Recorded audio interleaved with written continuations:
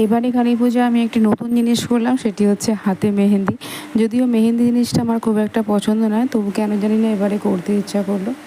তো আর একটা নতুন জিনিস করেছি, সেটা হচ্ছে দিওয়ালিতে ফটোশ্যুট। আমি একা নিজেই নিজের ফটোশ্যুট করেছি। সেই ফটো তো আমি ইউটিউবে দিয়েছি, তোমরা দেখে থাকবে। আর এটা হচ্ছে আমার ছেলে কেনা বাজির সম্ভার। একটুখানি ছেলে কত বাজি কিনেছে। তারপর সন্ধেবেলা বেরিয়ে পড়েছিলাম ঠাকুর দেখতে সবাই মিলে। তো সব ঠাকুরকে তো দেখানো সম্ভব নয়। তো একটা জায়গায় ঠাকুর আমার খুব ভালো লেগেছে, তো সেটাই তোমাদের সাথে শেয়ার করছি। এখানে তো বিভিন্ন রকম কুমোরপাড়ার গরুর গাড়ি এই সংটা করেছে, আরও সব রয়েছে।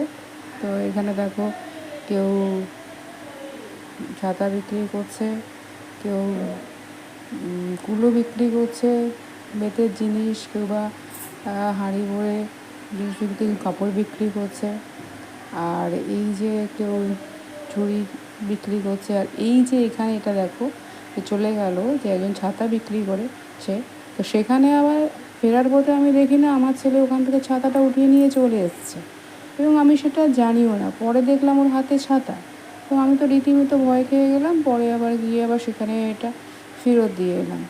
তো ভাবা যায় এরকম দুষ্টু বাচ্চা নিয়ে ঠাকুর দেখতে যাওয়া, মানে বুঝতে পারছো কীরকম, মানে কত সমস্যার সম্মুখীন হতে হয়। জানি না আমার মতো আর কারো বাচ্চা আছে কি না, যে এত দুষ্টামি করে, এত পাগল করে দেয় সারাদিন, যে ওকে সারাদিনের সামলানোই আমার পক্ষে দায় হয়ে ওঠে। তো যাই হোক, এই হলো পুরো ঠাকুরটা।